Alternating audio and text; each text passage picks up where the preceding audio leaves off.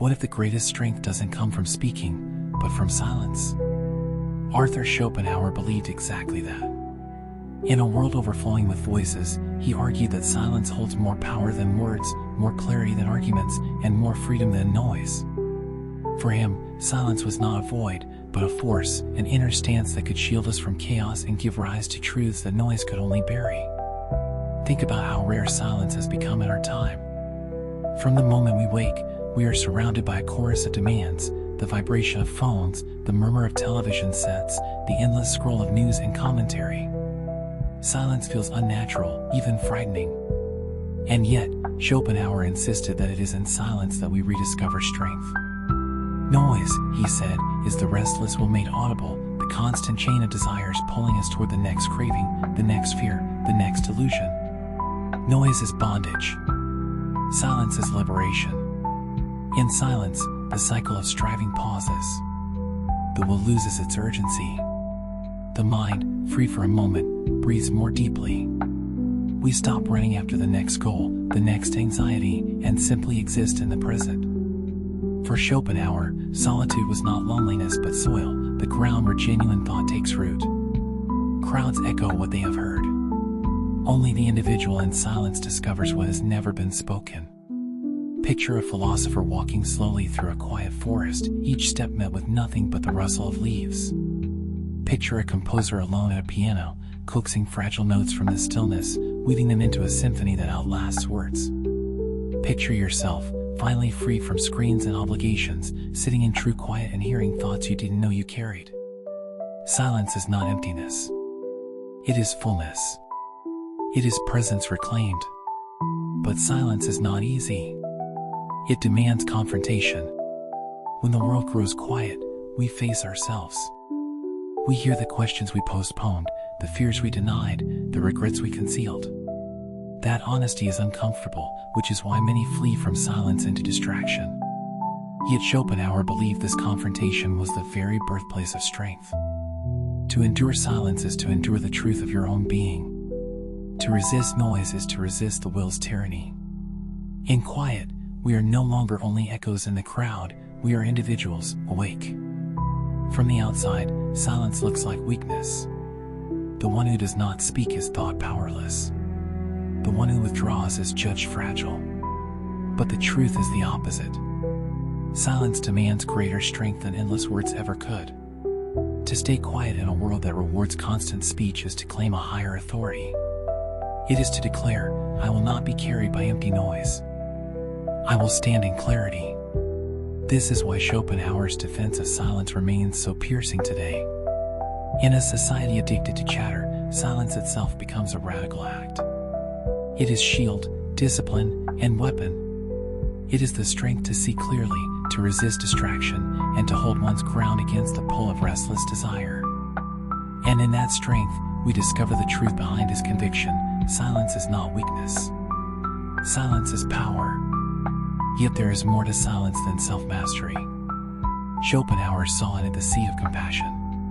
To be silent is also to listen, truly listen, without rushing to reply, without preparing the next argument. Silence gives space for another's voice, another's pain, another's truth. In a world where everyone speaks to be heard, silence is the rare act of humility that lets someone else exist fully. It is strength not because it dominates, but because it makes room. Think of how many conversations collapse under the weight of noise.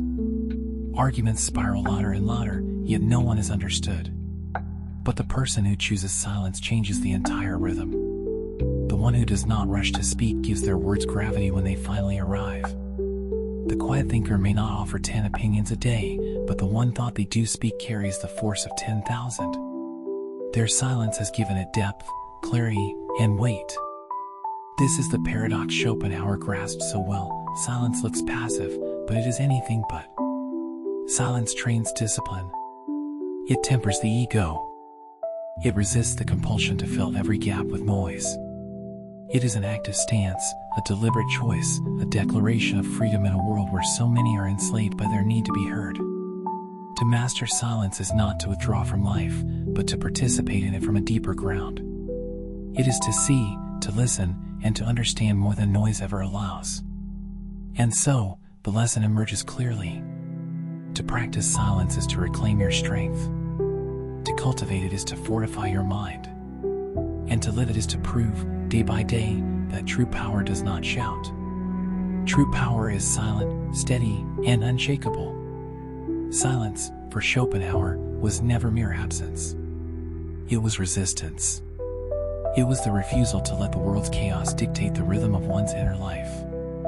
In silence, he saw not passivity but rebellion, the courage to stand apart from the crowd, to step out of the marketplace of vanity where every voice fights to be heard. Consider how often words are wasted. Arguments spiral louder and louder, each side repeating itself, mistaking volume for truth. But silence interrupts that pattern. It is the unanswerable response. It cannot be twisted, cannot be refuted, cannot be stolen. It remains steady and immovable when all noise has exhausted itself.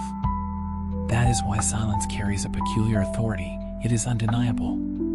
Schopenhauer knew that in most conversations, people do not speak to discover truth, but to project themselves. Speech becomes vanity, a way to mask insecurity or to fill the void of fear. The silent one threatens this economy. Their restraint destabilizes the game. For in their quiet, others begin to hear themselves, and often they do not like what they hear. This is why truly wise individuals are remembered less for their endless words and more for their rare silences. A single sentence, delivered after long quiet, can carry more weight than hours of chatter. The thinker who withdraws, the listener who waits, when they finally speak, every voice falls silent. Their words have been distilled by silence, sharpened by patience, and made heavy by discipline. But the power of silence is not only social. It is also internal. To remain quiet when provoked, to hold back when insulted, to let anger pass without feeding it, this is mastery. It is the triumph of discipline over impulse.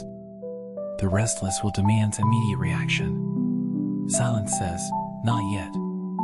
Silence says, I choose my response, not my desire. In this way, silence becomes the workshop of self-mastery. Every moment we resist the urge to fill the air, we train our strength. Every pause we endure, we grow more capable of hearing what lies beneath the surface, our own thoughts, our own truths. And in that discipline, we begin to distinguish between what is urgent and what is important, between what demands attention and what truly deserves it. Schopenhauer's world was not as noisy as ours, yet he still saw silence as rare. How much rarer is it today, when voices collide across continents in seconds, when every device hums with demands, when the very economy thrives on keeping us distracted? In such a world, silence is not only difficult, it is radical. To choose silence now is to push back against an entire culture that fears it. And here lies the paradox. Silence looks like absence, but in reality it is presence of the highest order. It is not that nothing is happening in silence, it is that everything essential is happening there. Insight matures. Clarity forms. Emotion settles. What is shallow dies away, and what is deep comes forth. This is why Schopenhauer could say, without hesitation, that silence is power. It is not loud, not visible, not celebrated. But it is real. It shapes the mind, steadies the heart, and commands respect without ever demanding it. In silence, we are no longer prisoners of the will. We are free, even if only for a moment, from the endless compulsion to act, to speak, to prove. And in that freedom, true strength begins. Silence is not only strength against the noise of others, it is also a sanctuary from the noise within ourselves. Schopenhauer saw clearly that much of human suffering comes not from the world outside, but from the restless storm inside, the endless chain of desires, anxieties, and illusions that drag us from moment to moment. To practice silence is to step outside that storm, to create a space where the will loosens its grip. In silence, we are confronted with what we most avoid. Our regrets rise to the surface. Our fears whisper. Our unfulfilled longings echo louder. Many flee from this encounter, preferring distraction to honesty. But Schopenhauer believed that courage is forged in this very confrontation. To sit in silence and face the truths we have hidden is to begin the work of liberation. It is the path to clarity, to self-knowledge, to peace. This is why he admired solitude.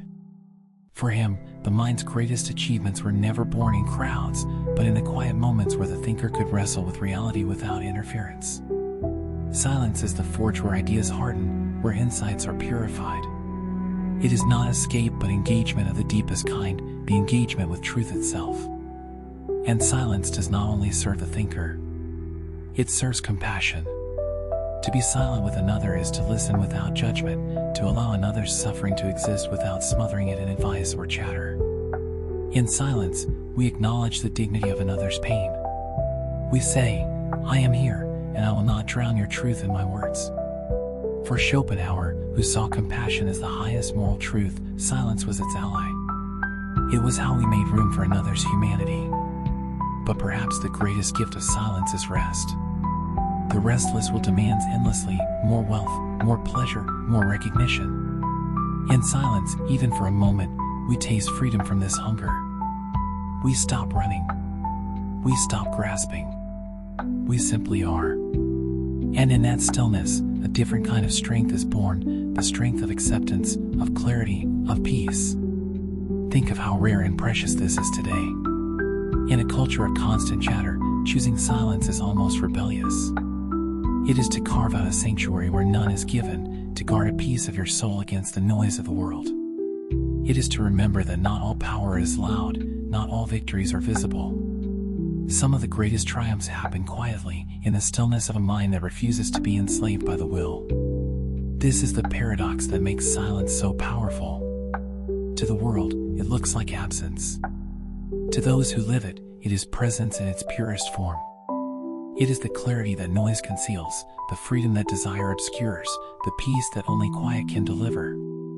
And that is why, even now, Schopenhauer's words strike with such force: silence is not weakness. Silence is power. So ask yourself, when was the last time you allowed silence into your life? When was the last time you listened not to others, not even to your own restless thoughts, but to the deep stillness beneath them? For in that stillness lies the strength Schopenhauer spoke of, the strength to endure, to understand, to live fully. In a world addicted to noise, silence is not just power. It is salvation.